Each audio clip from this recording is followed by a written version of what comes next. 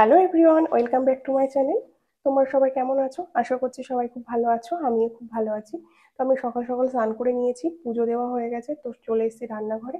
আর আজকে একটা নতুন রেসিপি শেয়ার করব তোমাদের সাথে। যারা যেটা সোয়াবিন খেতে ভালোবাসো তাদের তো ভালো লাগবেই, আর যারা ভালোবাসো না আশা করি তাদেরও ভালো লাগবে। তো চলো কি কি ইনগ্রিডিয়েন্টস দিয়ে আমি সেটা তৈরি করি, তো তোমাদেরকে সেটা আমি দেখাবো। চলো। দাঁড়াও দাঁড়াও দাঁড়াও, আরেকটা কথা তোমাদেরকে বলার আছে। যারা আমার ভিডিওটা দেখো তাদেরকে বলছি, আমার ভিডিওটা অবশ্যই লাইক কমেন্ট শেয়ার করে দিও। আর যারা আমাকে এখন ফলো করোনি তারা আমাকে অবশ্যই ফলো করে দিও। চলো কি কি রান্না হচ্ছে দেখে নিই। সোয়াবিন গুলো আমি সকালে ভিজিয়ে দিয়েছিলাম, আর কাঁচা লঙ্কা রসুন ছাড়িয়ে নিয়েছি, সজনের ডাঁটা আর আলু কেটে নিয়েছি, পেঁয়াজ টমেটো আদা এগুলো কেটে নিয়েছি। তো চলো একটু ধুয়ে নিই, আর সঙ্গে 4টে ডিম নিয়েছি।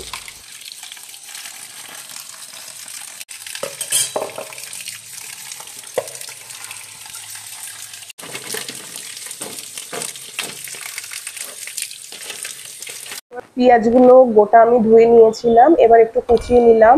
এবার আদা রসুন আর কাঁচা লঙ্কা পেস্ট করে নেব। গ্যাসে কড়াইতে আমি গরম জল বসিয়ে দিয়েছি। যে আলুগুলো কেটে নিয়েছিলাম সোয়াবিনের, সেই আলুগুলো আমি ফুটন্ত গরম জলে দিয়ে দিলাম। আলুগুলো একটু ফুটতে লাগুক, তার মধ্যে আমি মশলার পেস্টটা একটু তৈরি করে নিয়েছি। তো এই মশলার পেস্টটা আমার হয়ে গেছে। এবার আমি ডাঁটা আর আলুর জন্য পোস্ত আর একটু সর্ষে দিয়ে পেস্ট করে নেব। সর্ষে আর পোস্ত দিয়ে করলে টেস্টটা খুব সুন্দর। কাঁচা লঙ্কা দিয়ে নেব, তাহলে একটু ঝাল ঝাল হবে।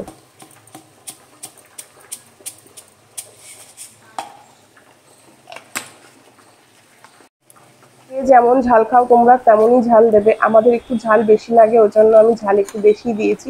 আর আমার সর্ষের পরিমাণটা সামান্য বেশি পড়ে গেছে, তোমরা একটু এর থেকে সামান্য কম দেবে, তাহলে ভালো লাগবে। মানে পরিমাণ অনুযায়ী দেবে, ডাঁটা আলু যেরকম পরিমাণ হবে সেরকম পরিমাণ অনুযায়ী দেবে। তো আমার একটু সামান্য বেশি পড়ে গেছে। আমি এবার ফুটন্ত আলুগুলোর মধ্যে সোয়াবিনটা দিয়ে দেবো, দিয়ে অল্প একটু সময় রেখে নামিয়ে দেবো, কারণ আলুগুলো সেদ্ধ হয়ে গেছে। তো আমি এগুলো বেশিক্ষণ রাখবো না, অল্প একটু সময় রেখে আমি নামিয়ে দেবো, কারণ সকাল থেকে সোয়াবিনটা ভেজানো ছিল, তখন একটু নরম হয়ে গেছে, আর গরম জলে দিলে একটু সফট হয়, সেজন্যই দেওয়া।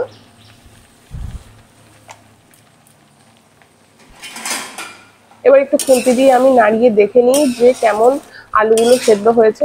একটু কেটে দেখবে যে আলুগুলো অল্প সেদ্ধ রাখতে হবে, কারণ ভাজার সময় যাতে একেবারে গলে না যায়, সেজন্য সেরকম বুঝে নামিয়ে নিতে হবে। সোয়াবিন যারা যারা রান্না করো সবাই তো জানো, প্রায় জেনে থাকো, আলাদা করে তো কিছু বলার নেই, তবুও একবার বলে দিলাম। আর এদিকে ডিম সেদ্ধ বসিয়ে দিয়েছি। তো দেখো সোয়াবিনগুলো কেমন সফট হয়েছে, তোমাদেরকে দেখায়। গরম কি, বেশ ভালোই সফট হয়ে গেছে। এবার আমি কড়াইতে তেল দিয়ে দিয়েছি, তেলের মধ্যে একটু লবণ আর হলুদ দিয়ে দিয়েছি, দিয়ে আলুগুলো ভেজে নেব। লবণটা দেওয়ার কারণ যে তোমার আলুগুলো তলায় লাগবে না।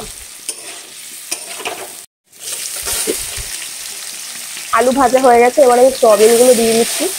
সোয়াবিনগুলো তেলে একটু হালকা করে ভেজে নেব, বেশি কড়া করা যাবে না, কোনো শক্ত হয়ে যাবে। এবার আমি তেলের মধ্যে আগে থেকে যে ডিমগুলো সেদ্ধ করে রেখেছিলাম সেইগুলোকে ভেজে নেব।